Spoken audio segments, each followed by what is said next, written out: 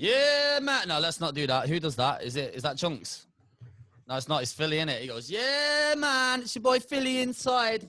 It's not your boy Philly. It's Stxylo and Dubl. We don't do intros anymore. No. We just kind of jump in. We've just had a really serious podcast before this, bro. So I'm still in serious mode. Yeah? Yeah, we had. Yes. Who you've been talking to? We just sat down with Peter Marks, the CEO Oh. of Deltic. To OG. talk through some stuff. Yeah, I like him, man. He's a cool guy, you know, like. He had a few jokes still. Yeah. Yeah, banter on him. But a no, couple of jokes. You know what? He's actually one of the few like top tier people that every time I've been in a club, he just comes in. He'd come in and he'd be in the DJ box and be like, "Oh, how are you?" Yeah. And I know it's not just because it's me. He does it to every DJ. Like That's the first time I've ever spoke to him. To be fair, like I don't Really? think they don't. The big dogs don't come up north. You'd be surprised, do, bruv. he goes to all of his venues. I think we used to York and Leeds and stuff. He always used to come through there. To be fair, Yeah. He seems like he seems pretty like young in the mind. I didn't expect him to be so banterous. He was he had a bit of banter, mate. He said he used to be a DJ. Check that out. Good lad. Anyway, maybe like 30 years ago or something. Yeah, he's been doing.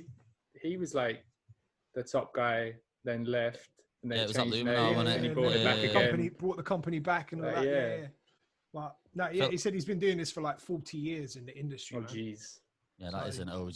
How old is he, bro? Do you remember? He was 60 odd. Well, he said he started, didn't he say out of university, he started at the bottom in a club. So that's what, 18? Fair play, Yeah, that's his press age. Years, makes him 58. Had 10 years on. Guy said that's his press age, you know. He's 82, really. Fucking hell. Anyway, we've got D. James in the building, finally. Finally, why didn't this happen? I swear we've been like, this has been a conversation. I've been trying to get on. You guys wouldn't let me on. You were like, you need to win at least one UK trophy before we have you on the show. I was like, I've got it. Let me in. That's it. He's got something we can talk about now. So yes, Fucking hell. He's made it. He's made it. He's a busy guy, bro. It's hard to try and lock this guy down. Yeah, Yeah. It's been mad. It's been a mad couple of years. Can't complain. Because you do so much different stuff. Has the lockdown affected you much? Because obviously there's no club sets, but you've got so many other things. You like. No, I mean, you say that obviously I've lost the night club sets, but I think I've DJ'd over 30 times now since July, since they reopened. Nice. Since July. Nice. I've played a lot. Yeah, I've still been playing a lot of brunches, like a lot of like rooftop spots and stuff. I was doing the 6 till 10 thing, the 1 till 5 thing. There's like loads of different sets. I'm still booked every weekend this month as well. So Wow. lend me a booking, bro. Lend us a tenner, lad. but yeah, I just don't really put that stuff online. Yeah. I feel like London is perfect for them kind of gigs. I feel like there's an abundance of work still available. It depends. Yeah, the thing is, like, it's tough down here, and obviously rent is like, you know, like the air is expensive down here. It's mad trying to live.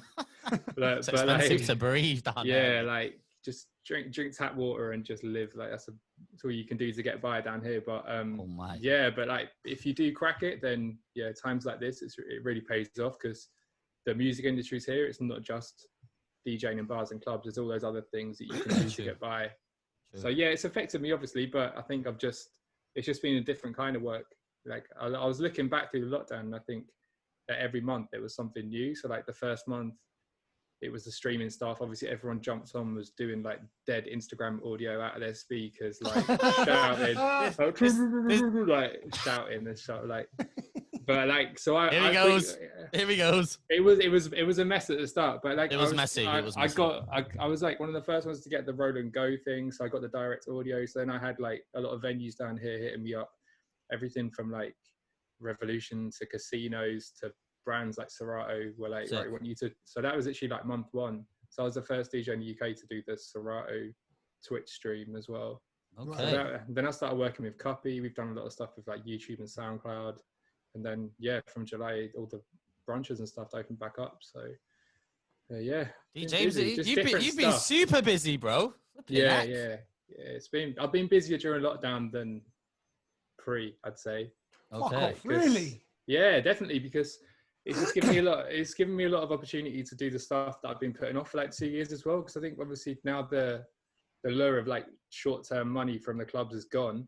Yeah. I'm like, all right, what do I actually want to do? So I've focused on production. I've got my my DJ's radio thing going finally, which has been on my to-do list for about 3 years.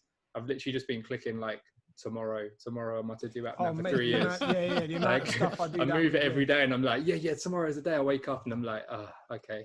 I'm glad it's not just me that does that with things. No, it's hard, isn't it? Like it's hard to prioritize stuff that's like a long-term, reward in terms of money when you've got to live. Like I say, it's expensive to live down here. So if gigs come up, you've got to go do them. But now that's gone, it's like finally getting on top of all this other stuff. So you say it's give you a bit of a kick up the bum. Like you say, it's easy to get locked into just chasing like just doing the work and chasing the money in it and not really focusing on the bigger projects. Yeah, I think that's why I came to London in the first place, because I had 8 residencies a week at one point when I was in York. So I was doing 2 Saturdays like back to back and then every other night, and I did that for like a year and a half. And I just thought like, well, that's it now. Like, where can that go?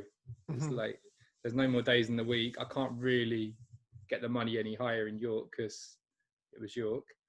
So I just thought I got to move. So I didn't want to get locked into that same cycle down here of just being like a local resident in Camden and Shoreditch and all these kind of things. I wanted to do something like more industry based. So yeah, it's paid off.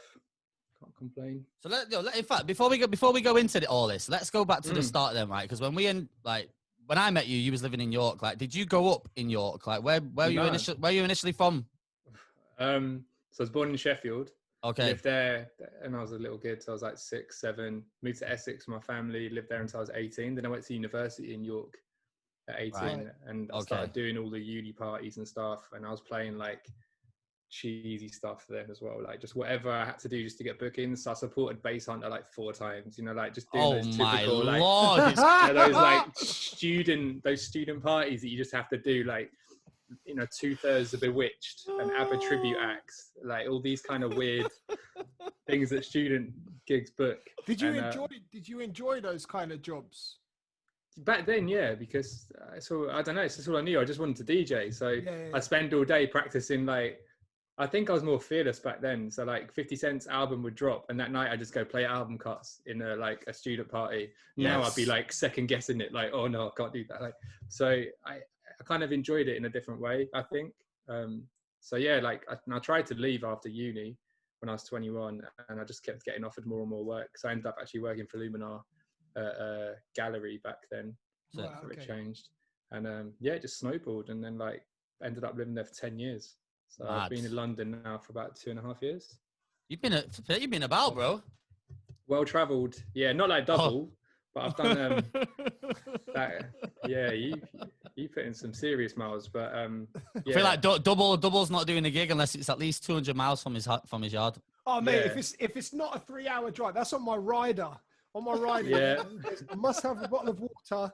I must have 6 towels, all different colours. You have to learn new language just to go there. Like, yeah, exactly. So and it must be a minimum of a 3-hour drive. If it's not, I'm not taking it. What do you do on those drives, man? I used to call people, and I know, like, after a few weeks on a Tuesday, my friends would clock it. Like, that call's coming.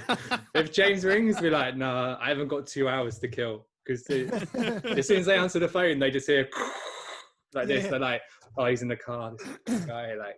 New music, most of the time, new music for me. I'll just save stuff on Spotify throughout the week, albums, and if it's a long drive, I'll just start plowing through them. Yeah. What about you? Do the same way? I download everything that I get sent and have it in a folder on my Serato, and then Serato sits on my laptop sits on the passenger seat with the aux lead in. What? And that's how I listen to the. What? You plug your laptop into the auxiliary? Yeah. Yeah. In the whip? That's a bit mad.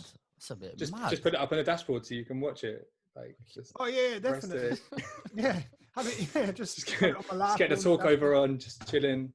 Yeah, man. So in regards to the DJing, then, bro, was you trying to pick that up before you went to York, or was that something you started jumping into when you went there for uni?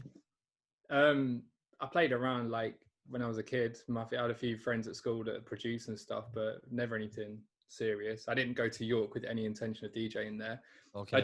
But looking back, I was always more into music than my friends. I was always the guy making CDs for people's cars and all that kind of stuff. So it just happened. I just like one day my friends were like the ENTS reps for the college I was at uni. Okay. And they were like, we need someone to DJ. So that was it. I just jumped in. What did you study up there? English language and linguistic science. Oh, so right. yeah, So that works out well. Good to see you applying that. Well, I speak English, so that's good. It worked. That's a selection and a half. Yeah. What's linguistic science? It's boring. It's just like it's a science of language, like how we looked at like the history of English and how like the sounds are formed. You have the phonetic alphabet. Yeah. So it's all that kind of stuff, like looking at how dialect is formed, and there's like evolution of language as well. That sounds horrendous. It was. Sorry to put a downer on the study, mate. But no, you know what? I don't think that actually sounds horrendous. But you see, like my mum's got a PhD in English literature. Okay. Yeah. So I've grown up in a household where like English language, we always talk about stuff and like, yeah, it's like I think it doesn't show. I'm joking. Your English is way better than mine, bro. Mine is appalling. Amazing. So happens when you go up in the ends. Imagine that. I've got someone from up north telling me I can't speak English. Oh wow, come on, mate. Flipping heck. Come on, we're all friends here, guys. Yeah, so we've actually known each other for quite a while now. I don't know about you two guys. Like you two obviously know each other. When did you guys meet? Do you remember? I have no idea. I think like when I was in York, I just used to add like everyone on Facebook trying to build, because there wasn't really much of a York, like you know how it is, because there wasn't really much of a connection between the other cities. So I would just have to sit back and watch like Lovedo and all these, and Tuesday and these kind of nights all booking each other. Mm-hmm. So like you guys would go up to Newcastle or whatever and spin at Tarp, and then they'd come to Tiger back then, I think it was in Manchester. Used to come to the UGC. But York was never on the map for that, and no one else had ever really tried to create those like cross city connections. So in the end, I just used to like put on my own nights and just try and do what the bigger cities were doing to try and get myself on the radar. But how was York as like a scene then, going off what you just said, with it being a bit of a smaller like? It changed a lot, like in the time I was there. I think mainly because it's like all the club scene is dominated by the students. So I think as like the type of courses they offered and the type of people they were letting in changed, like so did the nightlife. So initially it was very like, it was a top 5 uni, and like when I did English there, it was like ahead of Oxford for English at the time and stuff. Like it was and over time it's kind of dropped down the rankings a little bit, and I think they've offered slightly different courses, and now you get a lot more like people from London and Manchester and stuff, so they go away for summer and they come back actually wanting to know new music, whereas I think before it was more like countryside kids. So they were like they were happy like just hearing Blue Cantrell and Fat Man Scoop like every year, Kevin Little turn banger. So it took like it changed a lot though, and then like in the final few years that I was there, the student promoters started booking like Section Boys and Big Nasty and trying to do the more like UK hip hop and grime and stuff. And by the time I left, it was in a pretty decent state, to be fair, but I'd made my decision. I was like, you must have played a big part in that then, bro. Like I remember coming to one or two of your events. What was that venue? What was that venue? Voodoo Lounge. What was it, like in a attic or some shit? Voodoo. You came with your missus on a Monday night, that place was a bit mad. It was a vibe though. Yeah, Voodoo was the spot, like, because he used to have a 4 o'clock license. It was the only place in the city, and it was only like R&B place. So I used to DJ there like 4 or 5 times a week sometimes. Because surely that works in your favour there, though, bro. With it being a smaller area and being able to monopolise like your own events so quick. Like in Manchester, it's a little bit more political. You've got to like branch away and like properly. Do you think that helped? Oh, 100%. To building your own thing. Yeah, because I'm really like methodical. So like I like make lists for everything. Like and with that, because it was only like 4 clubs in the city, you could systematically like target everyone. I could do my promo runs around the shops. It's quite a small city centre. I knew everybody within a few years. So when it came to London, obviously it was a shock, because you never see the same person twice down here, and it's so hard to like, everything's just so fast moving. You can't do that. I still haven't seen 99% of London now, and I've been here for like 2.5 years. So. The thing about the London network as well, I feel like it's very difficult to build authentic relationships with people, because everything is so fast moving and it's all just on some level, a lot of it's very superficial. Do you know what I mean? Like I've been into labels and stuff, and then seen someone I know who's been like, oh yeah, we should definitely like come into the town next week. Like let's have lunch. Da, da, da, da, da, da. I said, oh, okay, cool. I drop you an email, and I drop an email, and then it's airtime. Oxygen. It's yeah, like, you know, at the time they've probably got the best intentions. It's just that everyone's just busy down here. Super busy. Time. Everyone's just like, you know, I've done it loads of times. So I'm just like, yeah, man, let's link up, and then see them next year at the link up and say the same thing again. Yeah, you know, like, that's it. Like, I feel like that happens every year, doesn't it? Yeah. Like, yo, we'll link up, man. We'll do this. But, you know, never happens. Time just happens, yeah. But that is the one thing down here that I did notice was people were a little bit like taken back when I was just trying to help with no like agenda or anything. I think because obviously everyone is a bit like that. They know that. What does he want? Things are a bit different. Yeah, they just assume that something's happened. I'm like, you know, with the edits and stuff, like, yeah, I got an edit pack, have it, and they're always like, sick. What do you want though? Like, so yeah, I had to get used to that a little bit. But do you like the pace down there? Do you think you've adapted to it? Like, would you rather be moving like super quick and everything's just? Yeah, definitely, especially at times like this, because I mean, I don't know what I'd do. I think I'd be. Not like I didn't want to go get another job or something, but it's just kept me sane. Like I've had so much to do every single day. Sick. Especially now with Beat Source launching and DJ City, like day to day I have stuff for both those companies. Talk us through your day to day operations, because I feel like you've got fingers in so many different pies and stuff and so many different roles. Like, so it's got Beat Source, the edits, the flipping. You're not one of the like real bait people. Do you know what I mean? You seem to kind of be very quiet about. I mean that in a nice way. That's a compliment. I mean that in a nice way, because some people will do all of this stuff and you know it because they scream and shout about it all the time. But you're the opposite. You seem to be very like reserved about all of the music. Yeah, he does. Djames just gets shit done, man. That's one thing I've always noticed about. That's one of the good and bad things, though. Like, I think that's one thing I could do with work a little bit is like celebrating my victories a little bit more, because it's hard. Like when you. Like some people have been like, yo, if I'd have won the Red Bull, I'd have been on that every single day. And I posted about it like 3 times in a year. You know, yeah, that was a low key win, that bro. That's not a small thing for like that's a massive achievement. I know. It's just I'm just like, you know, I already had things to do like that. The week before 3Style, I was out in LA and it was the Beat Source launch party. And I made loads of crazy connections out there, and I had all sorts of other stuff to do. So as soon as Redbull was done, literally the next day, I was just straight onto the next stuff. Like, and yeah, that's probably the only negative of it. But yeah, like I'm generally pretty quiet because I just think when you get to a certain point where things actually are starting to work for you and you're at a certain level in the industry, to be shouting about it all the time. Yeah, you don't need to be doing it because the people that know people that need to know, they do know. And it's why you see these people with like 300 Twitter followers that are verified in America, and they're like, who's this guy? And you look and he's like the CEO of Universal or something, you know, like he's not out here like taking selfies every day and stuff. Like, so there's just different ways of operating. But yeah, I could definitely shout a little bit more. Yeah, I feel like mine come with age, but I used to shout about anything and everything. I was the loudest guy on Instagram back in the day. Now I'm just like, I feel like I don't even fucking like Instagram and these sites anymore. Twitter I'm not too bad with, because I'll talk about football most times. I don't even talk about DJing anymore. I feel like as I've got older, kind of like what you're doing, DJs, just low key with it and just getting the work done. And it like people that know, they know like what's really going on. So yeah. I don't really shout about things on Instagram. That's because I've done nothing this year. I've achieved nothing in 2020. So I don't know, man. You've still been pretty active with the interviews and stuff, and like you say, it's hard at the minute. Like this is what it's come to, isn't it? You're still getting the artists on. You're still doing like your FaceTime stuff and whatnot. Like what else can you do really on that front? You just got to try and tap in, bruv. Yo, Djames, talk to us about the Redbull 3Style, man. I can see it. It's catching my eye. Can we see it? Can we get a close up? Can you grab it? Can we see it?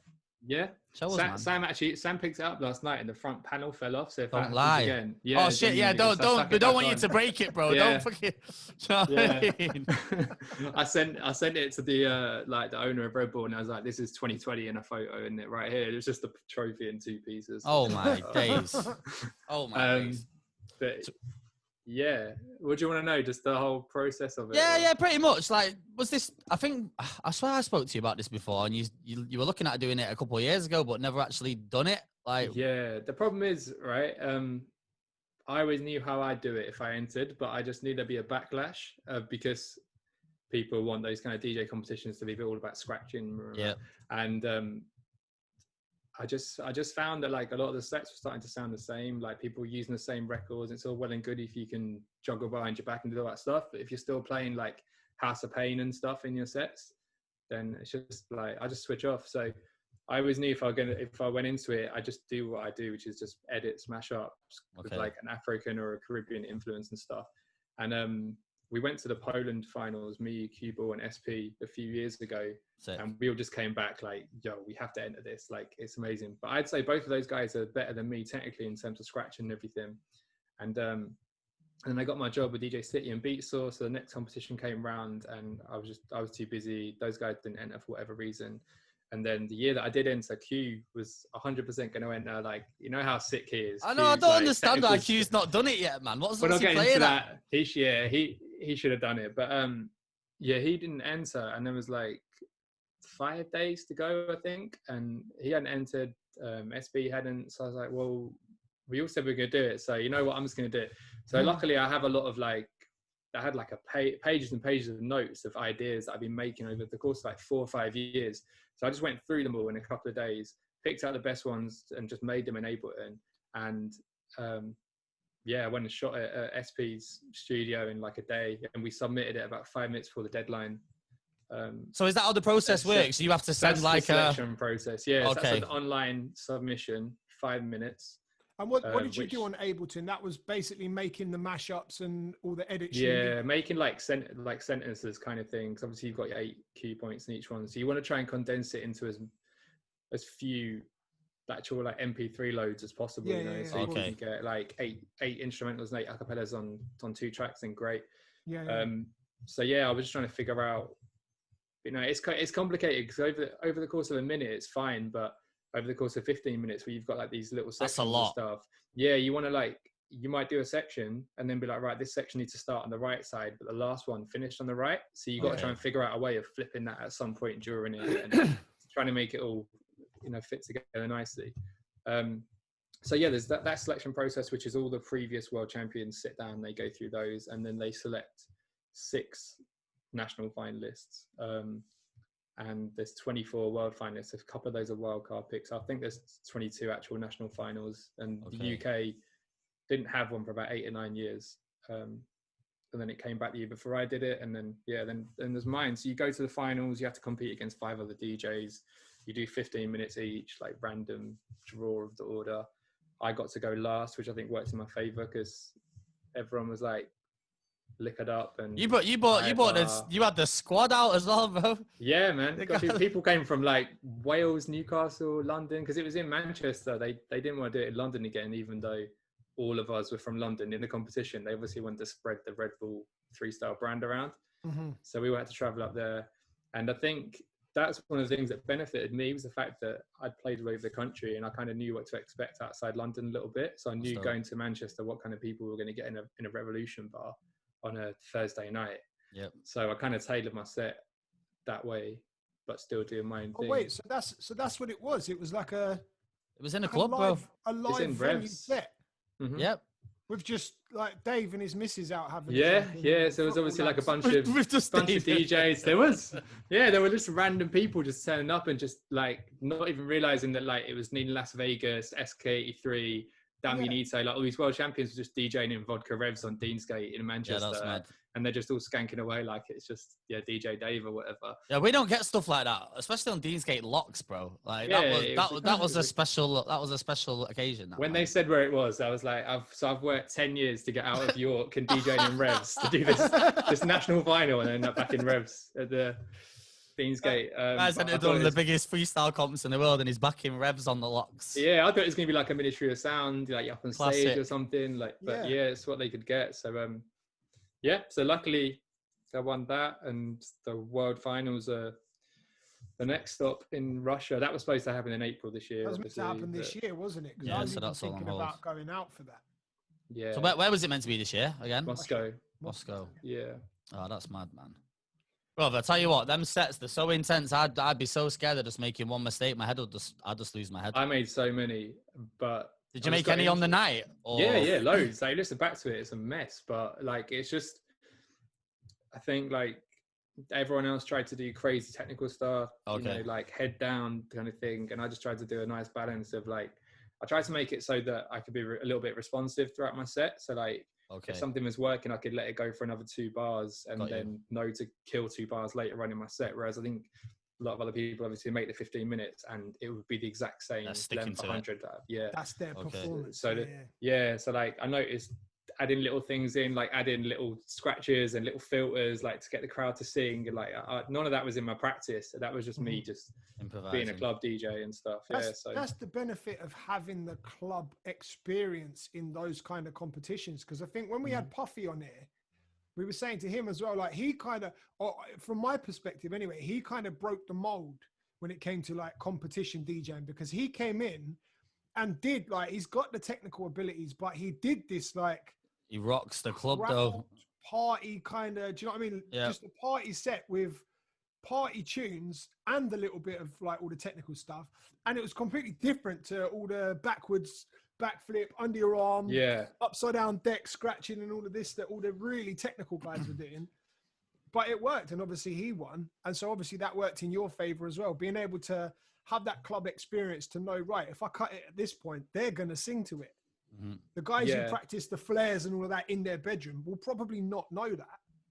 Well, the other thing as well is if you look at the percentage breakdown of what the judges have to go off, I think it's like 25% skills. And within that, there's like 3 or 4 categories. And within those categories, there's 3 or 4. And one of those is scratching. So scratching takes up like 3% of the whole thing, you know? So I look at that and then I see that like originality, you know, crowd interaction, crowd control, all that kind of stuff makes up about 60%. So if I'm like, I'm looking at it, like if I can nail that 60%, those guys can get 3 out of 3 on the scratching. But if they're all head down, you know, while they're nailing their like super tight cuts and everything, like, they can't. I feel like the DMCs are probably more aimed towards that kind of technical aspect, whereas the freestyle seems to be more about the energy and rocking the crowd, and then having the bits of the, like you say, the techers with the scratching and whatever else. I think you nailed it with your approach of it. I think it was sick, man. Thank you. Well, you won anyway, so you know. I think it's just important for bridging that gap, you know, so that like it's something that the general public can enjoy, as well as just because the last thing as a DJ, you want to stand there DJing to like 100 other DJs just to judging you for everything you're doing. That's pressure, that is. Well, I tell you what, that room that night, bro, I would have been feeling the pressure, mate. Yeah, I was. Everyone was there. I made like the first couple of minutes, I made some like stupid errors, just like knocking across, like my hands were literally shaking. So I was like, I can imagine. Knocking the crossfader, I pressed the wrong cue points, all stuff. And if that stuff gets to you at the start of your set, then you've got another 13 minutes of just like, So I just looked up and I just saw like Q and Esky and everyone like all vibing. I'm just like, right, just relax. Like just DJ to your friends. Sometimes you just gotta own the mistakes as well, man. If you make a little thing, like you just gotta brush over it. Like if people see that you're making a scene out of it, everyone grab hold of it. So you gotta cover the cracks, man. Yeah, definitely. You know, as well, when there's another DJ in the room, like the tech has come out, and it's like it's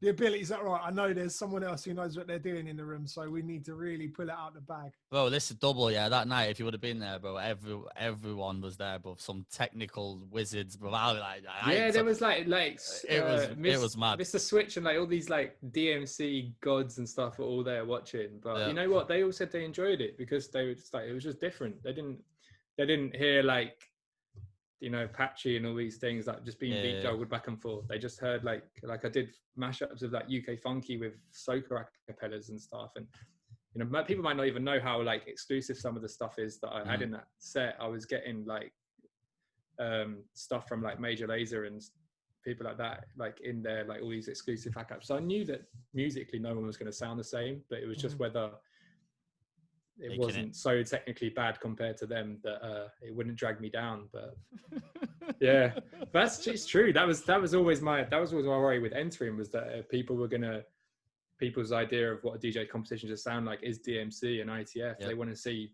you know, someone blindfolded doing crazy juggles, but that's not what Redbull's about either. And I was looking at what Redbull wanted a winner. Puffy is perfect because you put him on camera, he can go around the world and represent the brand. He's great with just all kinds of people. He's an entertainer first and foremost. The routines come out when they need to come out, but like it's a show, you know. And Puffy, I feel like Puffy made that sort of thing so much more relatable. I was just about to say, do you think he changed the approach? When I saw Puffy's set, I genuinely thought, shit, this is a competition that I could enter and have a chance of winning. Because I look at the DMCs and I'm like, I can't scratch like these guys. I can't do all of that. I can do it on a very basic level, but I can't do it to the level that these guys are doing it. So I would never have a chance of winning the DMCs. But then I saw what Puffy did with the Red Bull one, and I'm like, that's what I do. Obviously, he's got different stuff and he is next level, but that's what I do in a club set is what he's doing there. He's doing a much more condensed, like extreme version of it, but he's not doing anything that I'm thinking, holy fuck, I could never do that. Do you know what I mean? So it made it more relatable, and I feel like it's kind of opened it up to so many more people. Well, you look at who he beat in that final, JFB. You know, JFB is like, you watch him, you just like, that's alien to me. That's not the kind of DJ that I know. That's insane. That's like a sport. Yeah, it's athletic. 100%. You know, keeping that up, that level of intensity for 15 minutes, like. Yeah, that's like a metronome. Yeah, not just keeping it up, but creating that sort of routine that Jay. Yeah, he's got a whole different. The brain process to create them sets, and it must be so meticulous and just like you say, to the second. That shit's intense, man. Yeah, it's a whole different style of DJing, because I DJ like it's an Ableton project, so I DJ to like a grid in my head. Everything's like in front. Whereas he makes stuff on a clock because he's adding in little scratches and stuff to change the pacing. Like it's just a completely different type of DJing. But I looked at the fact that, you know, Puffy won, and I thought, well, I don't think I'm gonna come up against anyone better than JFB in terms of the technical stuff. So if I can just do what Puffy did in terms of bringing the energy, then there's a chance. Yeah, the energy and the vibes won it for Puffy, defo. Obviously JFB is an absolute beast, but the vibes prevailed. It's just something. Yeah, like I say, you just got to look at what Red Bull ultimately are going to want at the end of this all, which is someone that's going to travel the world and represent their brand, and is going to be comfortable playing in any type of environment. Not saying anyone in that final couldn't do that. I just think Puffy is like great for it. And he definitely, he broke down barriers really, because there was obviously a lot of backlash in the online community. You know, the most technical guy didn't win, but they're not looking at the criteria. So yeah, I definitely say I owe a lot to Puffy really, because I don't think I'd have been able to win with what I did if he hadn't kind of won the world back then. Didn't he? Yeah, 100%. Opened up the doors a lot for our type of DJing to be able to be accepted in those kind of competitions. And just for like the longevity of DJing as an art form as well, I think it's important for have something that's more palatable for the general public, because if it is all if we just have another DMC or an ITF or IDA or whatever, then so what? Like it's just another 100 DJs. Exactly. That it's a DJ's DJ, isn't it? Rather than being the people's. And they're amazing. I'll watch them all day, but like I say, that's not for the general public. So no. Have you noticed the difference since you won it, James? How's it been off the back of it? Like, have other companies been contacting you as work? Like, how's it been off the back? Bro, he's had 500 bookings since lockdown. Yeah, bro, yeah. It's definitely helps. Like, off the back of that, like all the bosses from Revolution were there that night, and off the back of that, I've been doing some stuff with them, like music curation. I've done a lot of stuff. It's just all kind of fed in nicely, like between that and Beat Source. You know, like I had there was an article about me and all the other creators on Billboard. You know, like snap. I've had like my name in a Billboard article, and that is sick. All these kind of like I've gone from I'd say now I'm less of a club DJ and more in this industry world. You know, working with Pioneer, Rain, all these other, like all the hardware companies. Doing what? What do you do there? Just like the product, helping them with the products, feedback on stuff, looking at, you know, like with Rain, I did the demo for their new 12 and 72 Mark II. Oh, so okay. we shot Sam and I shot a routine. We like had this warehouse. That's another thing I did in lockdown. They obviously these guys are working on like a 2 or 3 year schedule, so all their products are coming out now during. Yeah, see, everyone's like, oh, they're dropping new CDJs. Yeah, they didn't start designing them in April. Like, yeah, they've been working. What can we do for the DJs in lockdown? Yeah. I know. It's $4,000 worth of CDJ for everyone's home setup. They've obviously been working on this for years, you know. So yeah, Rain brought out a Mark II version of their 72 like high-end scratch mixer, and Mark II versions of the 12 controllers, and I did the demo for that. Again, much DJ backlash online because of what I did, you know. Didn't scratch. Yeah, it's funny, man, because the thing is about that, like, they brought out this amazing new mixer which had like 13 new features, and from Rain's point of view, obviously they're trying to sell that product and say, how is this different from just a Vestax 05 and 2 Technics 1200s or whatever that you could mix on 10 years ago. So if I stand there and beat joggle and scratch, that's not showing you what the mixer and the controllers can do. So I'm like, right, the controllers themselves, they can go backwards. So that's one thing I've got to use. They've got a touch strip where you can scrub through the track and you can fire cue points off it. They've got 3 pitch modes, 8, 16, 50. And then the mixer, it's got a touch screen, it's got silent cue, so I can hit that and it mutes the track. And then when I hit a cue point, the track starts playing again. So that's like, I've got an instant start on a turntable, which you don't normally have. So I looked through all this, decided what music I wanted to use, managed to cover 13 features in 3 minutes. All the comments, why is he not scratching? Why is he not scratching? I'm like, instantly getting cussed for not scratching. It's so funny, man. There's like pitch play, word play, there's like a sampler, there's silent cue, there's touchscreen effects, there's like all this stuff, you know. And we actually put annotations on the video first. I thought this was gonna be a good idea because I think it's hard for people to have a conversation about stuff that don't even know it exists. Like if you don't know what silent cue is, and you just see me press a parameter button, there's no way you're in your brain going to go, what is that? Yeah. So people just watch it, don't understand any of the buttons that I press, and just go, you can't scratch. I'm like, all right, cool. Thanks. Not taking into account that you're trying to break down this equipment in a proper way. Yeah. Jesus. Like actually show you how it's different to everything else in the market already. So yeah, anyways, to answer your question, that's what Red Bull has done for me. It's kind of helped with those kind of relationships, interviews with platforms and stuff, and that corporate check hits differently as well, doesn't it? No comment. When they pay. Yeah. Of course it does. Look, he's got purple lights in the background. I think when we talk about like maneuvering around the industry in different ways away from actual DJing, like you're a perfect example of the way you've maneuvered and put yourself into the different pockets, the technical aspects, the visuals, working with the companies, the DJing, then the freestyle. Like, because you have DJs that are out here and they'll just hit the clubs and not know how to move into all these different pockets. I feel like the way you've done it, obviously you've took sacrifice, you've moved down to the bottom of the country and put in the hours to get to where you're at. But I think it's sick, man. I think that's dope. Yeah, I just think with club DJing, there's always going to be another thing. Like you think you've reached the pinnacle when you've like for me, I just wanted to DJ at Lovedo on Tuesday, and I thought, if I get there, that's it. Like I've made it. I'm in. And so I used to look up to you in a way. Yes, but bro. I'll take that. We can edit that out, can't we? But that's this week's soundbite, mate. What are you on about? But yeah, so I think no matter what, like you just every time you achieve something, it's just another thing with club DJing.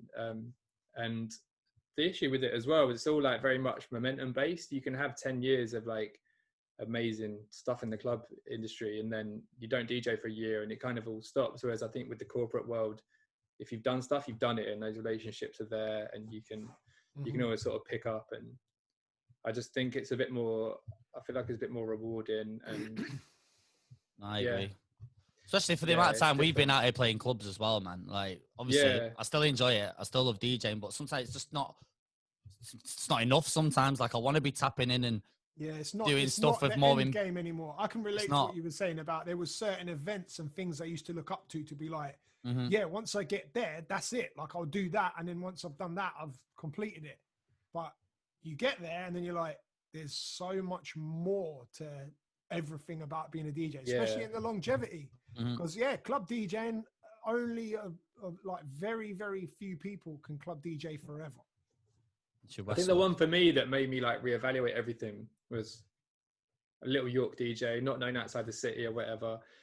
Entered that Mixcloud competition to support Drake in the weekend on tour back in like 2014. Oh, I forgot about this. Shit, you won, right? Yeah, so I won. So I supported Drake in the weekend on the UK tour, and could have been Tiffany Calver. Yeah. Yeah, man, there's still time. So yeah, how was that? So I did. Yeah, it was incredible. Obviously, like, you know, I've gone from, I was DJing at Voodoo Lounge the night before to like 60 That's people mad. Sat in a corner having a cocktail. The next night, I'm 10,000 people at an arena in Nottingham, and you know, I did it. Like Rihanna was there, and The Weeknd did his set. Then he came and chilled next to us, and we just stood and watched Drake do this crazy show. And then next night, I'm back DJing in Vodka Revolution, and 6-hour set, like Dead Money. I bet that was a slog. Pitbull, like, oh damn, you just lost my video. James is gone. Got off. Oh, hang on 1 second. I think Sam's camera. You can't talk badly about Vodka Revs, mate. Give me 1 second. Oh, have you got a camera plugged in for this? Yeah, you're not using the webcam. Yeah, it's DSLR, but I think it's a Samsung one. So I wondered why you look so crisp. Look, living with Sam, mate, benefits. Yeah, 1 second. Oh shit, that did not sound healthy. Let's go. Just heard a bang. Oopsie. Sorry, guys. It's all right, mate. We love talking to a black box. Yeah, Sam forgot to plug the power in to the camera. So oh dear. Oh dear. We'll be back in a second. All good.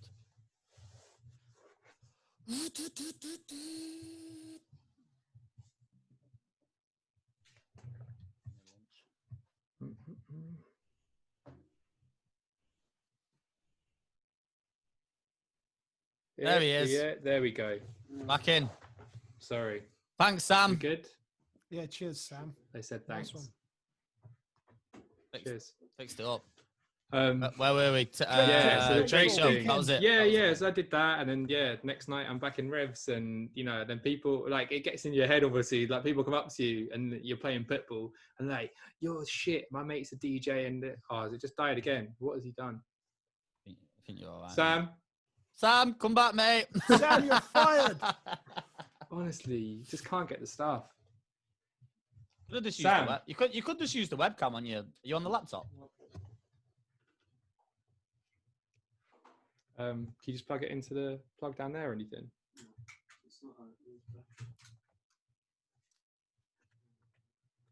If you're on the MacBook, you could like the webcam switch over. Should be all right. That's all I'm using anyway. I think we got another battery anyway. Okay. Sorry, this is that's cool, man. First testing the new setup and that. Yeah. There we go. Are we good? We go.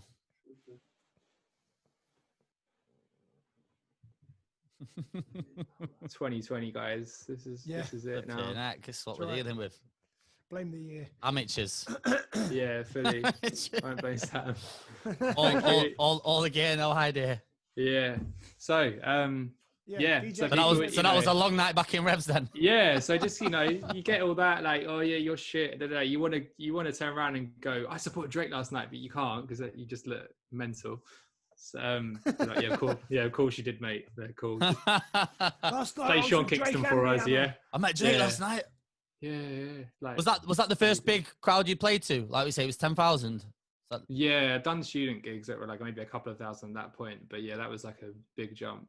So yeah, once I've done that, I was like, in terms of supporting artists and stuff, like you can't get any bigger. And you know, 3 or 4 months went by, and I realized I was just back where I was before it. And I thought, well, this is it. Like that's not going to change anything. He's still Drake, and I'm still me. And so it's like, how do I get to the point where I start getting booked off my name rather than, you know, just fighting? Because I'd supported other artists and stuff like The Game and things at that point, but it doesn't really add up to much. And I think over the years, more DJs have supported artists now, more DJs have played abroad. So I feel like the shine of that's kind of gone. More DJs have been on mainstream radio, One Extra, Kiss, these kind of things. So I just felt like it kind of became harder to stand out as time went on. So I agree.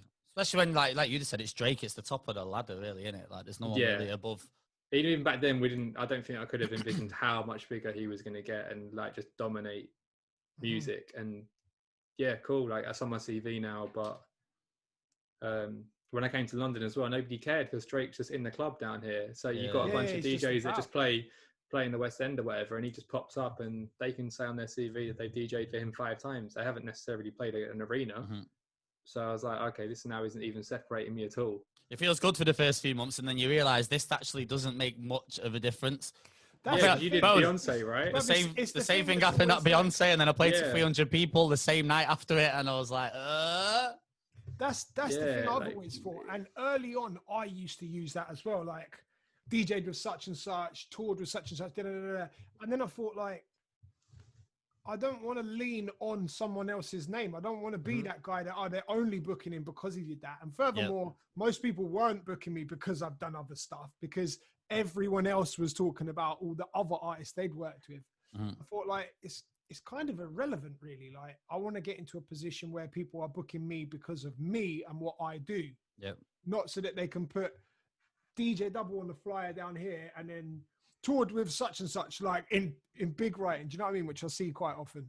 Yeah, which is why I think that's what I was trying to say about the difference between the more like industry world and the DJ world, and that, like, if you work with brands and artists and stuff, that is relevant. That is something that you can take with you to your next job because you have the experience and people are going to recommend you and stuff.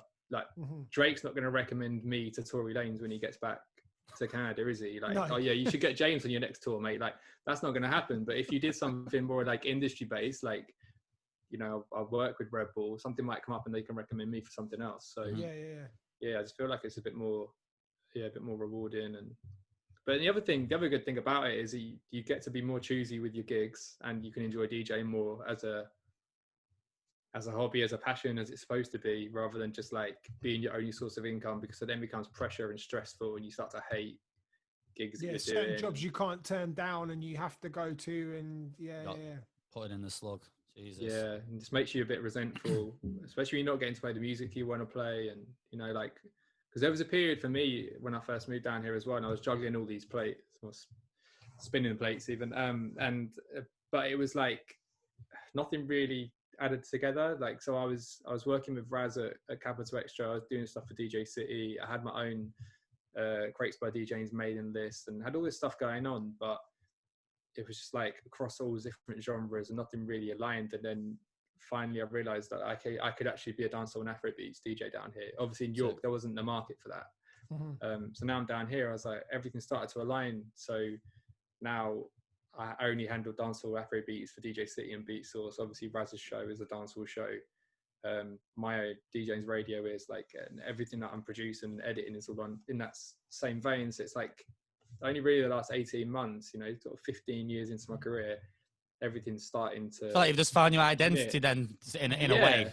Yeah, and that's why, you know, I get a lot of messages from young kids now who you know, they hit you up and they're asking for advice, and I'm like, just enjoy it, just like enjoy finding out who you are and stuff. Don't get too caught up in what the hot thing is right now, because that'll be gone, and then you'll be left like with nothing. But like, try and figure out what you actually like, and try and stick with it through the bad times as well, because you know, the kind of people that stick by a genre when it's at its low point, when it comes back around, you're the one that benefits. Whereas if you just keep trying to hop to the next big thing each time, you're always going to be one step behind. They're already going to have their heroes in that scene when it blows up. So yeah, that's always what I try and say to people. And I think, it's taken me all this time to realize. And it took DJs 15 years. Yeah, guys, so don't rush it. You can say. Coming from Sheffield via Essex to York. To London. Yeah. Where did dancehall and Afrobeats become part of the journey? What part of the timeline was we at? Yeah, York mainly, especially the Afrobeat stuff. Just because it was just my friends. I had a lot of Nigerian and Ghanaian friends who were putting me onto the music. It kind of just coincided with Afrobeats is a very young genre. Like for what we, as you know, as we know it, it's probably he had P Square, he had some sort of international success around like 08, 09. Didn't make crazy waves outside London or anything in the UK. And then I think the first big international hit everyone will probably remember would be Dubl and Stxylo when they got the Kanye co-sign in like 2011. So that's when I was really getting into it and stuff as well. As he had like early Wizkid. Yeah, it was all that sort of era. So those guys were just feeding me the music around that time, and I just realized like I was building my sets around playing those tunes. Like that was the bit of the night I was looking forward to. Like, when can I drop Oliver Twist? When can I drop Personally? When can I drop these few tunes I like? I didn't even really consciously know why I liked them or anything at the time, but yeah, it's just become more apparent over the years. And I feel like Afrobeat and dancehall just has that different energy. Like, not obviously they're different; they've got their own genres, but I feel like that them genres specifically just carry a different vibe. Like, especially in the club, man. Like, it's just a different energy. Yeah, like if I'm booked to play somewhere and like it's supposed to be hip hop or whatever, if I have a few drinks, it always ends up dancehall and DJ's turning up to the hip hop dance. Exactly the same as that. It just is like that's my happy place musically, you know. Like I've done sets where they're like, yeah, it was spot on, man, up until about 2:30. Then it was a bit and I was like I look at my set and it's like, oh, that's when Wine and Koch came out and it all went south. Like that's when the juggling started. Yeah, that's when the real vibes begin, though, man. Yeah, but you know what I think it is, or at least in my experience, I think it's because of this. Because I've played so many venues and to so many crowds where I couldn't necessarily go really in with bashment, because if you start really doing the juggling, they only know the obvious cuts. They don't know the deeper cuts. So you don't really get to do that too often. So I think like when it comes to a guest set or whatever, or if I'm having a drink, it does get to that certain point where it's like, I'm going to have fun now. And I just kind of open up. And it's like, well, it doesn't really matter what they want because I'm just going to make sure I have fun. Well, if I'm drunk on set, I'm bringing out all the rhythms that no one's heard. Yeah. Well, like, I'm probably skipping out the bait ones. But do you remember that time we played in Tipsy? Yep. That was sick. I got smashed, and it suddenly turned from just being kind of just the vibes to just an Afrobeat party, because I was like, I'm just going in. Yeah, because I remember we were meant to go back to back, and you was lenging the Afrobeats, and I was like, I'm not getting back on here now. Dubl's in, Dubl's in he's in his bag right now. Like I left him to it. Yeah. Dance offs. The rum hit, and then that was it. That was good. That was a good night. That was a good night. Do you remember the first time you heard a bashment or like a dancehall record, James? Jesus. Whoa, like not consciously separating it, not in the way that I do now. Like it'll have just been, I don't know, it'll have been like mainstream radio, won't it, when I was young? Shaggy, Sean Paul, this kind of stuff. That's those crossover records. I don't think. Yeah, obviously, my mum and dad are from Sheffield. I've not had a crazy exposure to like Jamaican culture or anything like. Like, you know, I think people want there to be some mad backstory, you know, like I've got a Jamaican auntie or something, but there's nothing. Like I just love the music. I love the people and the culture, you know, that comes with it. The vibe that you get at their parties, the way that like the artists and DJs are celebrated. I just fell in love with it, and it's just even the dub plate culture with dancehall. That's expensive. Can't afford that when you're in London. Jeez, can be an expensive hobby. Yeah, I'm gonna retire to the north one day and just build a dub collection when my rent's cheap. Flipping heck. But the only reason I asked it is because I'm always quite interested because I'm exactly the same, right? I grew up in a predominantly white area. I only had a very small amount of non-white friends, and none of them were Jamaican. So growing up, I didn't have any Jamaican or reggae influence, but there was a stage in my career where I was a bashment DJ, like fully involved. I went to Jamaica. I remember when I first met you, you was riding hard for the dancehall. It might have been that exact time. I even went to Jamaica to record a mixtape.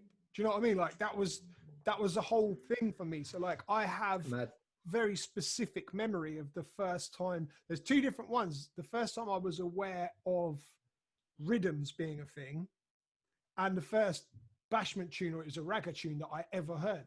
And so the rhythms thing was, it was around the time, well, it was exactly the time 50 Cent dropped in the club, because I remember Trevor Nelson playing the Beyonce version, right, on the radio. And then he was talking about how Jamaican artists do that all the time. He was like, you don't really get it in R&B and hip hop, but Jamaican artists will all go on the same instrumental. And I remember him explaining it. I remember I was working in a pub kitchen as well. And so I remember exactly where I was and what I was doing when he was explaining this on the radio. But so that was the first time I kind of knew that rhythms was a thing. But the first ragga song I heard was my very first warm-up in my very first ever club set. So I was doing from like 9:30 till 10 or whatever it was, before anyone was even there.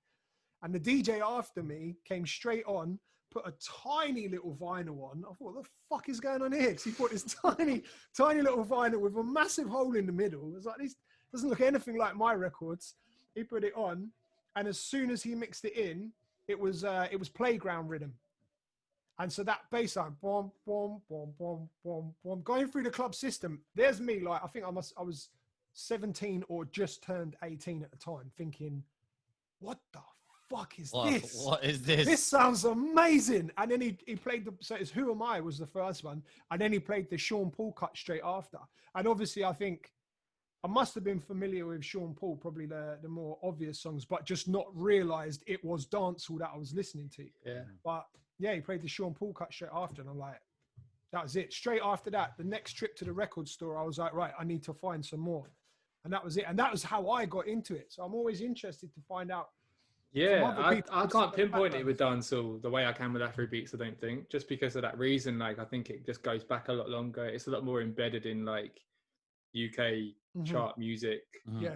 Far back as the 80s and 90s, you know. So, yeah, I can't really pinpoint it like that, I don't think.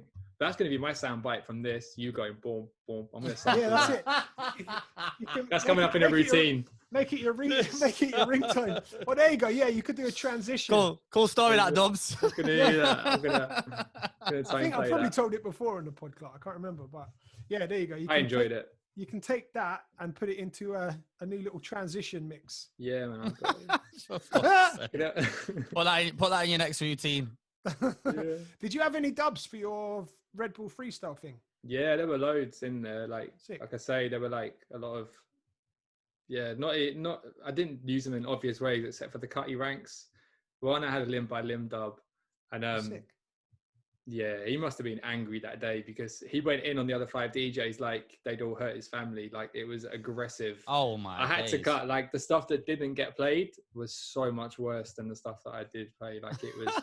It was unnecessary. I got it back. You know, you get the intros. It should have just ended everybody. Was it a war dub? Yeah, rather than just a normal. Should have just ended everybody, man. Yeah. Because I said to him, I was like, look, I told him what it's about. I was like, can I have something that I can use after 3Style? So I've got, the typical like Djames as a general, like, so I can splice it together with the original. But can you go in the first sort of 8 bars and here's the 5 names? Cold.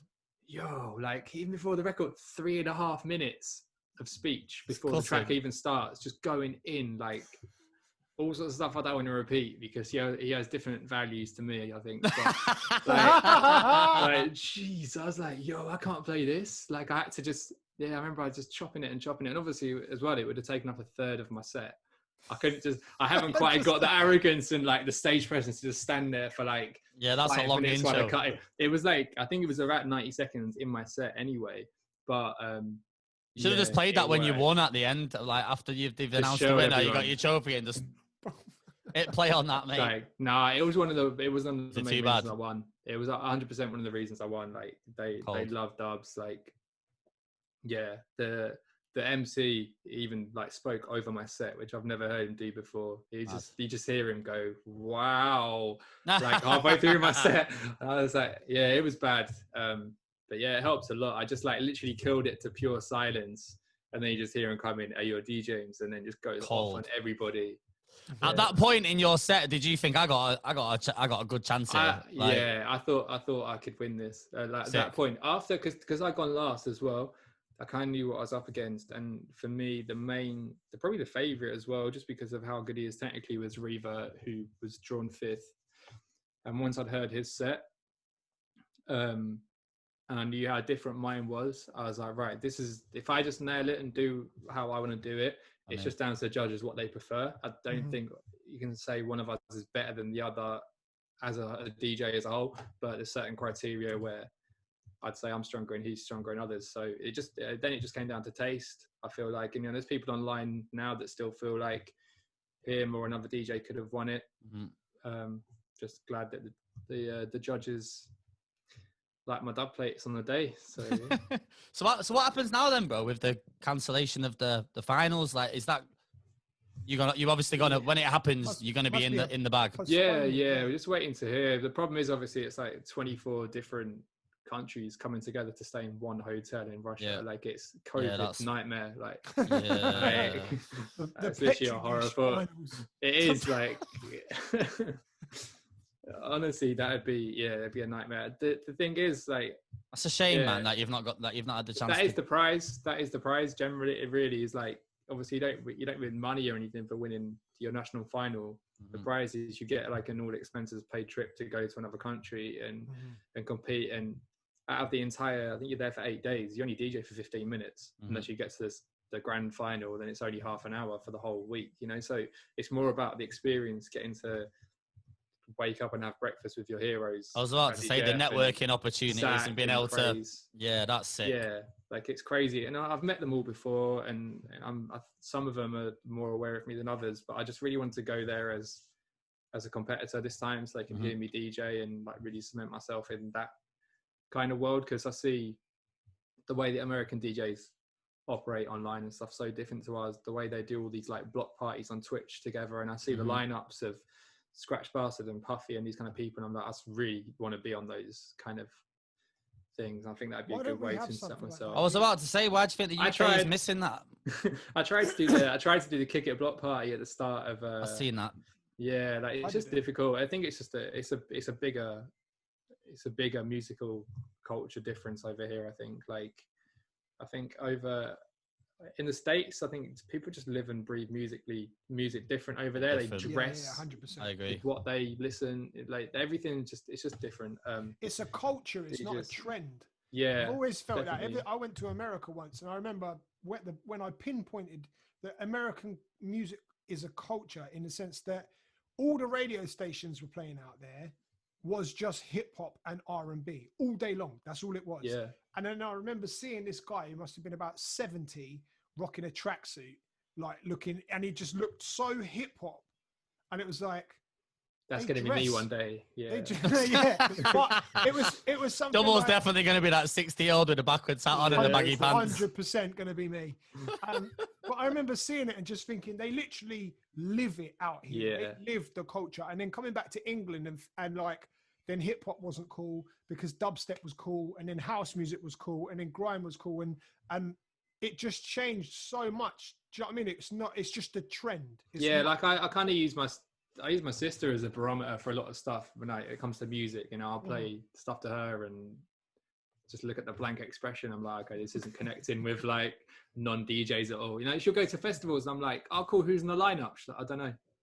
Yeah. Like it's a festival, isn't it? I want to go to W4 or I want to go. Yeah, it's not the same. If you go to America and you ask someone what festival they're going to, they can tell you the lineup top to bottom. I feel it's a different kind of thing over there. But like, I was chatting to Walshy Fire when he came over last year, and it was interesting about how people view the UK from the outside. A few people have said that they feel like every time UK sound gets really hot, we move on to the next thing before we can benefit off it, and it really goes international. So like, when garage reaches its peak, or UK funky or grime or whatever, within 2 years we're on to the next thing. So next grime got huge just as it could have potentially started crossing over to the States. Yeah. Put it down, move on to drill or Afro swing or Afro bashment or whatever. I never thought of it like that, to be fair. But I wouldn't. I'm the same. I get bored within a couple of years. I'm like, all right, cool. Like, I want to move on to the next thing now. But I just think, whereas look at New York, it's been hip hop and that's it. Like that it might have evolved within that, but Yeah, I just think we just do music differently. So yeah, and the way DJs are viewed over here, I don't really think we don't have a lot of like. If you ask the average person who their 5 favorite DJs are, they're not going to be able to name any. I was just about to say, but look, if you got what 5, are they going to say? They're either going to name producers, or they're going to Calvin name Harris. Exactly, yeah. they're going to be like DJ Khaled just because it's got DJ right there, like Or producers, they're either going to give you like radio presenters, so they might, you know, some of them happen to be good DJs as well, but they might name a broadcaster because you know, I like listening to Scott Mills. DJ? Scott Mills. Yeah, that's what they're going to say. That to them, that is DJing, isn't it? So, whereas over in the States, you've got all these amazing guys like Jay Espinosa and Mars Vadida, Full Color Zach, like that are just dope DJs, and that's what they're known for. So yeah, I'd love to be able to tap into that culture, but I think it's not just on us as DJs to change that. I feel like that's like a wider problem with music and the way it's kind of just consumed over here. Yeah. Another thing I love about the Afrobeat scene, like their DJs are artists in Nigeria. Like they really are put on like the same pedestal as an artist. You've got guys like Spinall and Tunes and Copy who I work with. Like they're viewed a lot of the them same guys light. they produce as well, isn't it? They release records under their own names, which is again, I guess, why they get the excitement. Because you could look at someone like Nathan Dorr, for example, is actually probably a good equivalent.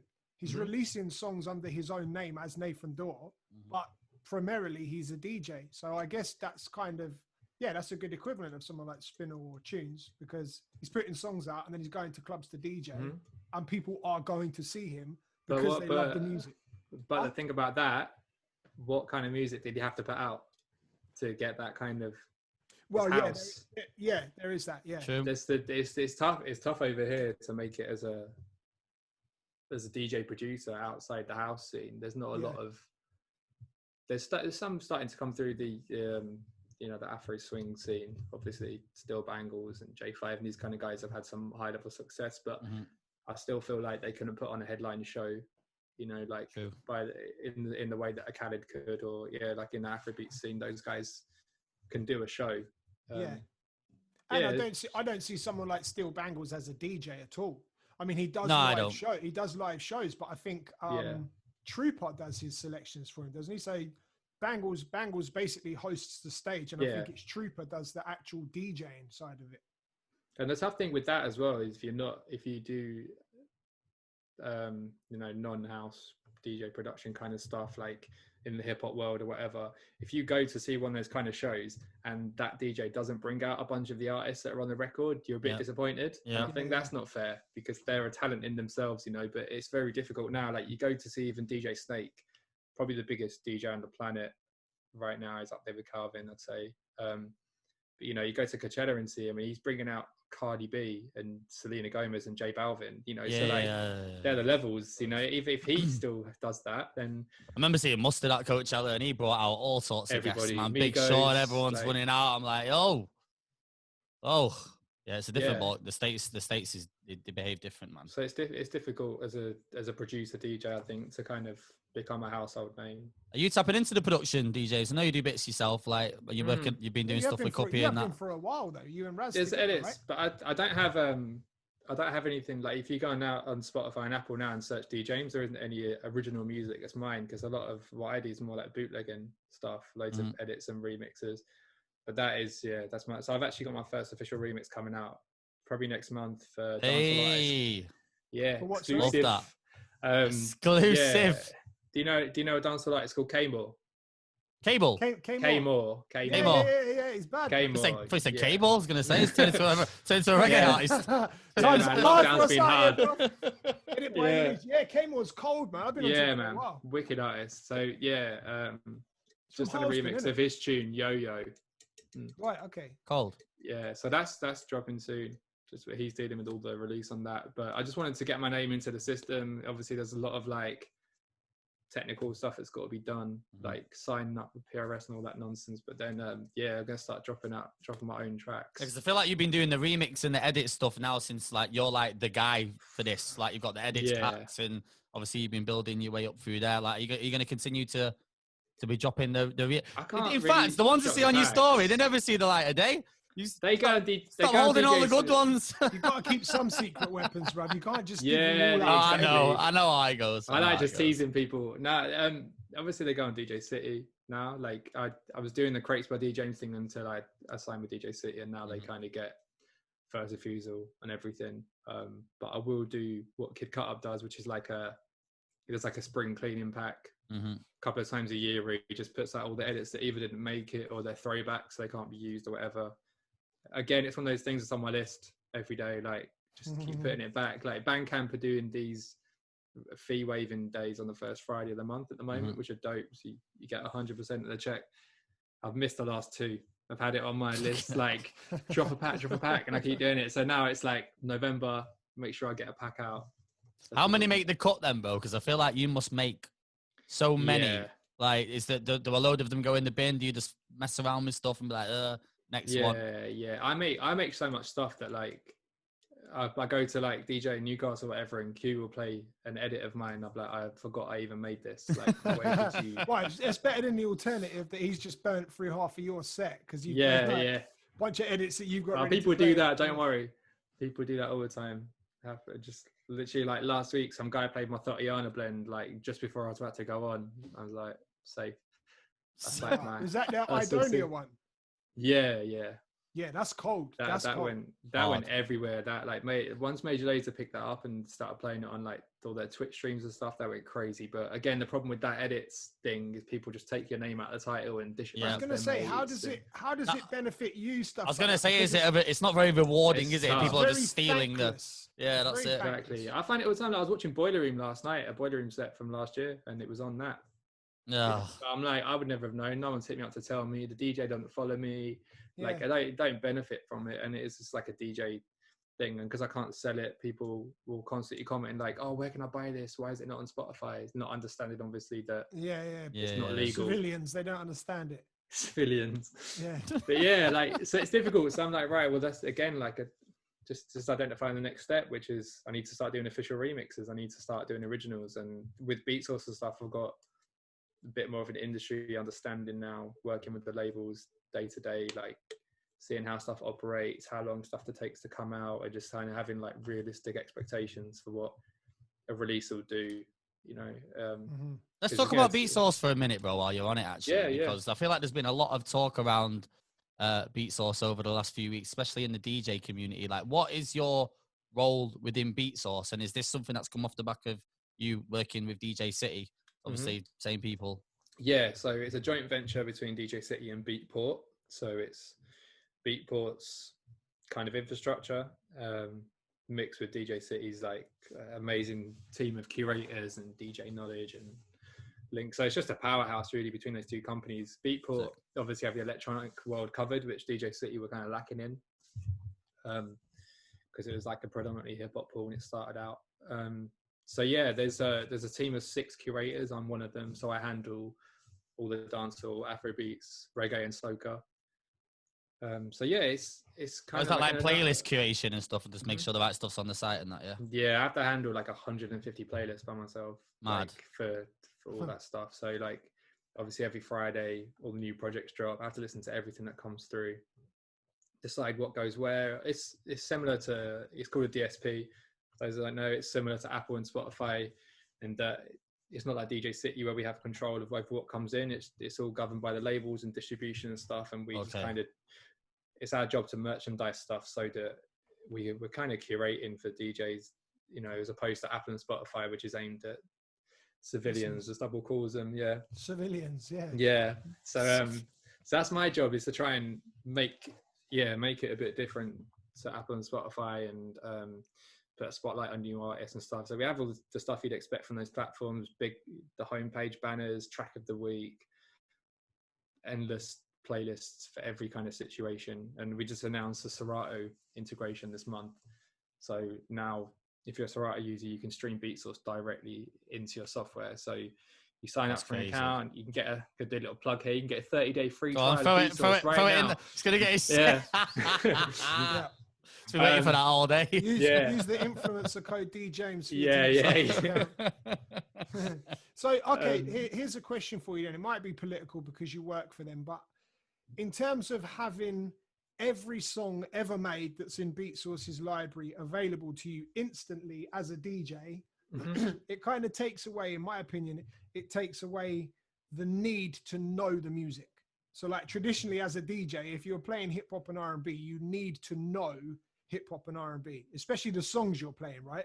Whereas with this implementation, now it means I don't need to know anything about the artist. I don't even need to know their songs. I don't need to do any research, because if someone asks me for that song, I just hop on and there it is. I've got it. So like, where do you stand with that? Oh, okay. So your problem with it is the fact that back in the day, someone could ask you for a record because you haven't bought it prior to being at the club. You couldn't play it. No. So that's the only difference that I see, because every record was already there for you. You could buy every record off iTunes 15 years ago. It's not about the purchasing, and this isn't necessarily a thing. I think Dubl's getting at the fact of actually knowing the music that you're playing, isn't it? It's the knowledge. It's like, so for example, I've spent my entire DJ career making sure that I know the genres. Do you know what I mean? So like, I'm very confident that I could win a lot of quizzes. You're never going to know every song though, are you? No, not every song. But so impossible. For example, for me, if someone comes and asks me for a song that I don't know, I'm not going to play it because I don't know it, because I don't know if it's going to fit the mood of what I'm playing right now. I don't know. Yeah. And not like, furthermore. So two things with that. If I don't know it, the crowd probably don't know it. Yeah. So it's going to be a vibe killer. So okay. What I'm saying is, you don't need to play it now either. How do you mean? Well, no one's forcing you. By having BeatSource, you're not forced to play the song. Oh, no, no, I know. You're still the DJ. What I'm saying is, and it's not, this is just, it's just a point that I'm raising. It's not necessarily like a problem that I have with the service or anything. It's purely almost like, I guess, playing devil's advocate, in the sense that. This is what Dubl likes to do. No, I understand. Obviously, I see this point of view online. I'm just trying to. I understand what people are saying. I just don't understand what the actual underlying problem is. So I guess the way I read into it is that, to be, in my opinion, right, to be a skilled, like a highly skilled and competent DJ, you need to know the music that you're working with, right? Would you say that? So to pull off like a successful dancehall set, you need to know the music. Yeah. But what the instant streaming is allowing, it's giving me, for example, I could now go into any drum and bass rave and play any drum and bass song because I've got instant access to it. Right. But I haven't listened to drum and bass for several years, so I don't know any of the current stuff. But I can now just step in and I can just do whatever I want with any of it. Right. So it's almost taking the skill set away. So someone who has been studying drum and bass and should be doing that job, I can just step in and be like, oh, I can just do it because I've got this instant access. I think you can still learn and appreciate the music. Like it's just giving you've just got easier access to be able to listen to it. Oh, okay. But so, yeah, I understand you're playing devil's advocate here, but so the issue is that you feel like people who have put more time in are going to be threatened in some way. Because I don't feel like someone could jump on my dance floor crates and do my set the same as me. So it's just the same as that. Like I don't see the issue, because to me it's no different. Like if I went up to years ago when people were playing on CDs or whatever, and I used to go up to a guy who was a resident at the student night, and I'd say to him, "Have you got the migraine skank? It's just dropped." He didn't know it. That night he'd go away, he'd burn it to a CD. Next week he'd have it. What's the real difference between him playing it the week after, or him just playing it right there and then that night, and then having it for every other week going forward? Like, I don't see the problem with it, because the benefit I see right now is that the way people are with record pools, where it's a limited selection, everyone's playing the same stuff, the same edits, the same order a lot of the time. Spotify and Apple and these kind of playlist platforms, new Heady One drops, it's going to be on every single playlist. I think what we're trying to do with BeatSource is to give you like a lot more variety. So if you go on my Afrobeats playlist, I got sort of 3 or 4 flagship ones. There's not really much overlap between them. So I just feel like by having more options, DJs should be going back to being curators again. You know, I think rather than having a record pool curate for you, you're now being given access to like 6-7 million records. So it's on you to decide what you play. And in terms of learning, you know, it doesn't have to be all in the club. Like those playlists are there for you to listen to in the daytime and pick and choose what you want from it. It's very interactive platforms. So like you allow streaming it within Serato, and anything you do in the software is reflected on the site and vice versa. So you can create, you can download my dancehall picks or whatever for the week within Serato, where it's different to other streaming platforms, and you can edit that playlist. So you can take out the bits that you don't like, and obviously that's not going to affect the master playlist on the site for anyone else. That's just your craze. Right. So it's just to get as a base. Like, it's, we're just trying to help. It's difficult, isn't it? Like, it's like it's like Lewis Hamilton moaning that people have automatic cars. Like, I just don't really see, like, it's not affecting him. Like, it's, like, if people have got a bit of a base to go off and learn about new genres, I don't really see how it's, and this is nothing to do with Beat Source. This has always been my view on this kind of thing. Like, I'd much rather people had access to, like, learn new genres and then go and do the research. It's not on us to decide whether they're going to be lazy or not and use it as this street, because this isn't supposed to be like your go-to way of DJing. This isn't supposed to be like, this isn't supposed to replace how you DJ. This is supposed to work in conjunction with it and support it. So it's going to get you out of a rut at some point. You say you get booked to do a wedding, they ask you for an 80s disco set and you're not that hot on it. You go on there and you've got 5 or 6 playlists. You can go through, grab one, and it might save the event. So, and I don't really feel that's going to threaten a disco DJ's legacy by you doing that, Yeah, but so my argument to that would be that if I didn't know that music, I wouldn't take that wedding booking. Does that make sense? But I'm saysaying they're throwing that on you when you've got there. You know how it is. Like, that happens all the time. You get there and someone's like, would you mind chucking this on? You don't know it, but that could be the difference between. There's been some awkward situations where you can't get it, or you haven't got the song, and it's a really important occasion, and you're like, exactly. But then it's on you as a DJ, and it's not for us to get upset or annoyed about the fact that some DJs will just not do anything off the back of that, and they won't learn the lesson. And I'd hope that people would be like, okay, I'm weak in that area. Let me go home and research disco so that doesn't happen again. Mm-hmm. That's where my problem lies, and it's not with the technology. I think a lot of people got this misconstrued when we did the episode about controllers. I don't have a problem with controllers. Same way. Here we go. That caused an absolute drama. That episode. Mate, they came for me. They're still sending for us on YouTube now. It's so amusing because, again, with this, I think this is a fantastic tool because I know what I can do with it. Mm-hmm. And I know it's going to just open things up even more for me and free up some hard drive space at the same time. But the problem I have is it will enable the lazy DJs to be even more lazy because now they're not even going to go through their inbox during the week and they're not even going to try and find what's hot. But so what? This is what I don't get. Because I get that, but I get that. But but honestly, like, do you think Ronaldo walks past the park and sees lads having a kick about and go, he's rubbish, like getting angry about people who are bad? Like, it doesn't. If you're good at what you do, why does it matter what other people are doing? If they're lazy and they don't know the music and stuff, then so what? Take advantage. Because it's happening on such a big scale, and the way I see it is the skill set and like the abilities on the whole of the DJ population each time seem to be less and less.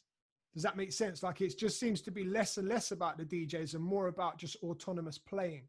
And that's leading us to a path where DJing can be replaced by an autonomous playlist. Well, then there you go. That's the crux of the problem, though. Then it's nothing to do with DJing or what's happening on our side. It's how DJs are viewed, which goes back to what we were saying before, because there's always been rubbish DJs. I don't know why people think that rubbish DJs have just started coming round. We were rubbish when we started. Like, we were rubbish. Name some. Put it out there. Who's rubbish? 2006 Djames was pretty bad. Yeah.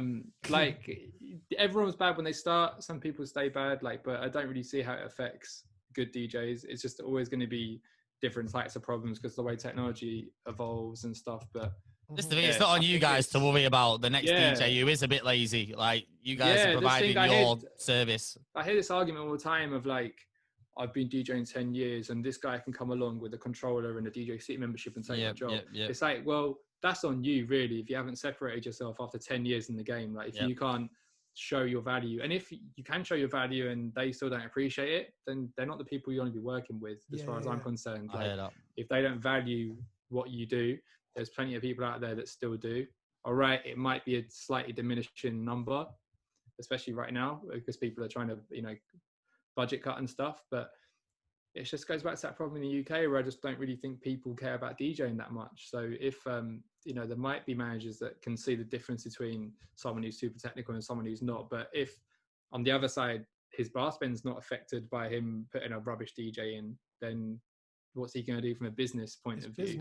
Yeah, 100%. I think that's the difficult thing. We look at everything from a very emotional point of view because we're creators. I feel like it's a bit of a catch-22 because you're right. The general population in the clubs don't care about DJs, but I feel like when I first started out, for example, I feel like they did.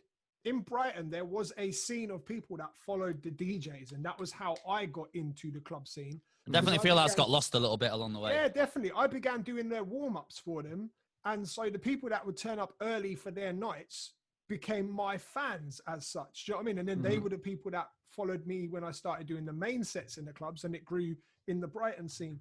But I don't feel like it's like that anymore. I feel like people don't care about DJs, but it's because there's so many DJs that don't really put it in like that. They're not skilled DJs. They are just DJs, if that makes sense. And it's because of the technology has allowed them to be lazy. But I'm not anti-technology. I just want to put that out there. I've said it. He is. No. I've said it. It's everyone's.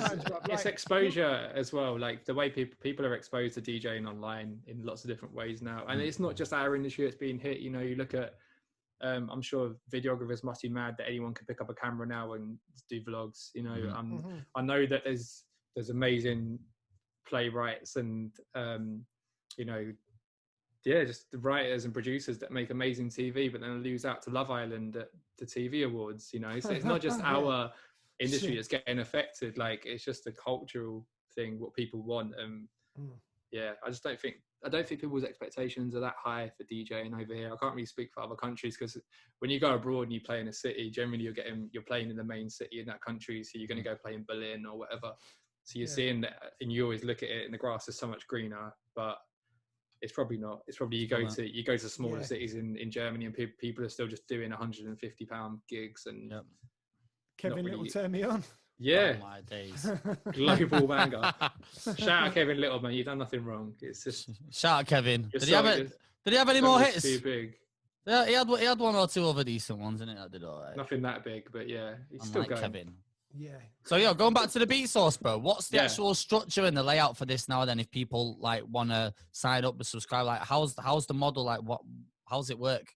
People don't know what beat source is. Yeah, so you literally just go to beatsource.com, sign up for your trial, just start diving in. There's a homepage which is a mixture of everything. We have a 20, which is our 20 big picks for the week, which also has a dope podcast which DJ Spider hosts. Yep. Check out that.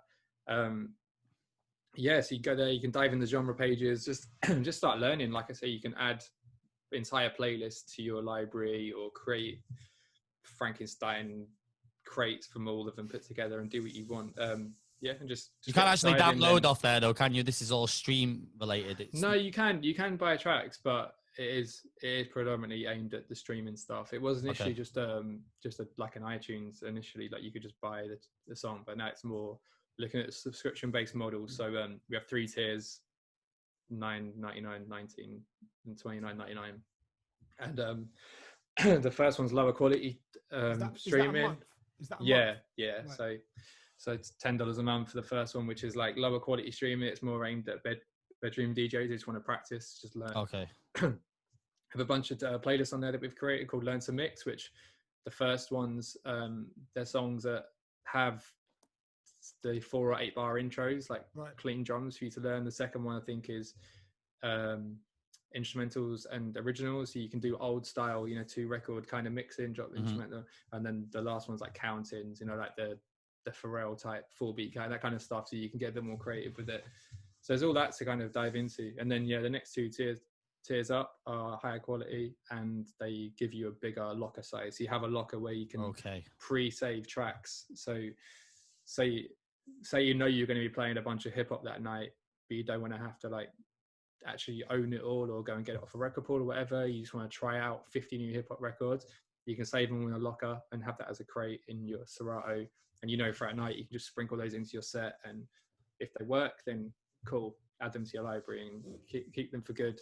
Can these things be played offline, or is it a case of because I know a lot of DJs have said, the Wi-Fi in the clubs and that's why you have a locker. So first of all, you have the locker, which means once they're saved to your locker, you get 100 tracks with the top subscription. That's safe, and then if you load the track to your deck and you run Wi-Fi in the club, for example, once that waveform goes across, it's cached. So if the Wi-Fi went down mid-tune, it's still going to play. It stays in there. Okay. Yeah, that's how Serato behaves anyway. Like if you load a track into Serato and you delete the MP3 off the system, that'll still keep playing. Cached, yeah.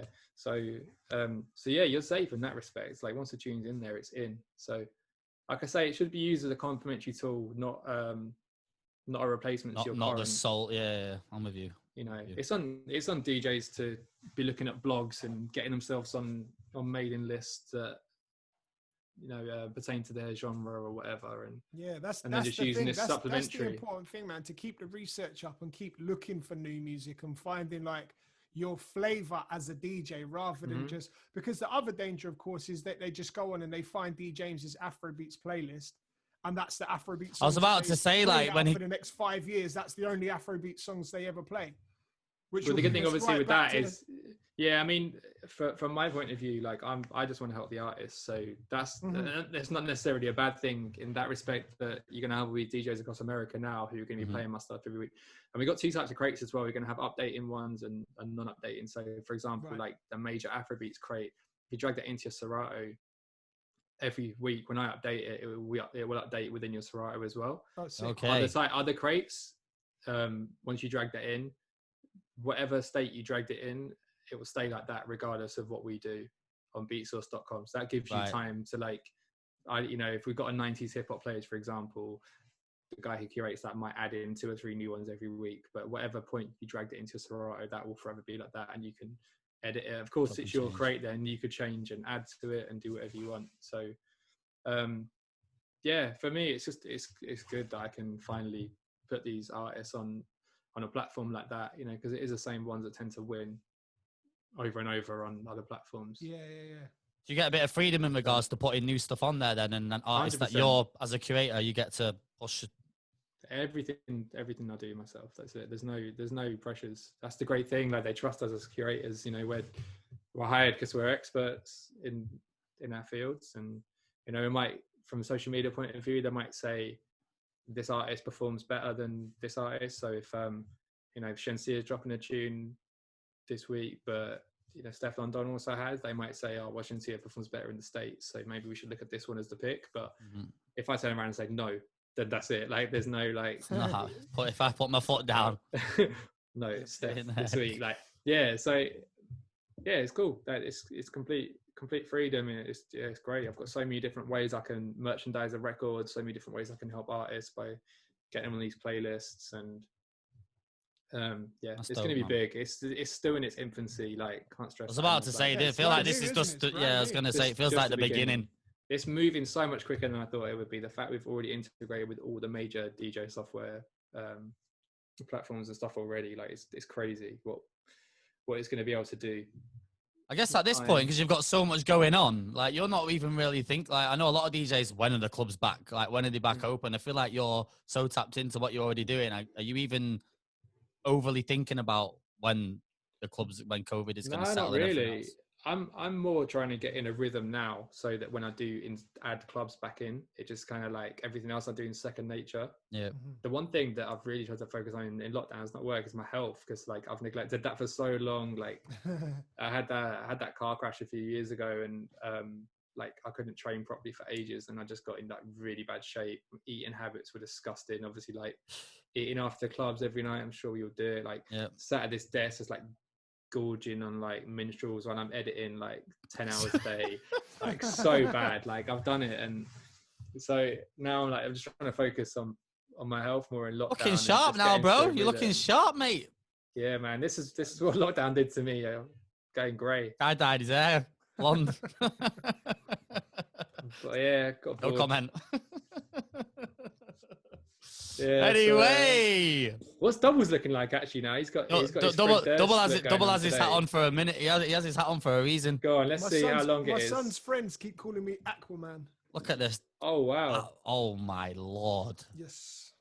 Bro, that's a bit mad still. It's big. It's big and it's long. Pause. That's a big pause. Anyway. Yeah, that's what mine's looking like now. Super long. Brother, I haven't been to the barber since March. Yeah, that's bad. We'll get there. Anyway, guys, it's 10 to 4. I've got a studio session in 10 minutes. Yeah. Fortunately. I feel like we could have gone on for ages here. But I know you've probably got stuff to do, James. He's in the office. Yeah, always. That's all good. I enjoyed it, man. Thanks for coming on. We took it easy on you. Yeah. Kept it civil. We have to book another one in. I think I say this to everyone when they're on, but we definitely... Yeah, you're doing that thing. Let's grab a drink, man. Yeah, it's cool. He's doing it again. Lunch, man. Let's have lunch next week. No, 100%. I know there's so much untapped knowledge as well that we need to get out of you. Some more stuff from there. Yeah, I'm looking through my notes, man, and there's bear that we've not even touched on. Flipping heck. But we ain't going anywhere, mate, so it's all good. Yeah. So, yeah, next month. Yeah. Let's bring you back in next month to break some more stuff down. I'm around whenever you guys want me. Yeah, let's do it. Sick. No, thanks for your time, bro. Before you go, where can the people find you, man? Socials, what's the dilly? I know you're not super active, but I see you pop up with a few humorous tweets from time to time. Yeah, just when I get angry. Trying to be more zen. I don't really show people that often anymore. It's Djames the DJ on everything. Get me on all those platforms, Insta, Twitter, so it's all the same. Sick. Djames, not DJ Ames or DJ James or any other DJ Ames. Made up. That's where the linguistics thing did come in handy because I can phonetically spell Djames on my Insta for people, so they know how to say it now. That is amazing. That's 3 years at uni. A whole degree. It was so worth it. Yeah. That's the right place to finish it. All right, at TalkOver Pod, Instagram, TalkOver Pod, Twitter as well, Apple YouTube. Music, Spotify, Amazon next week, hopefully, if it comes through. Yeah. And YouTube, obviously. Stxylo and Dubl. Djames, thank you, sir. Thanks for your time. Thanks for having me. Thanks, and, yeah, man, we'll speak to you soon, bruv.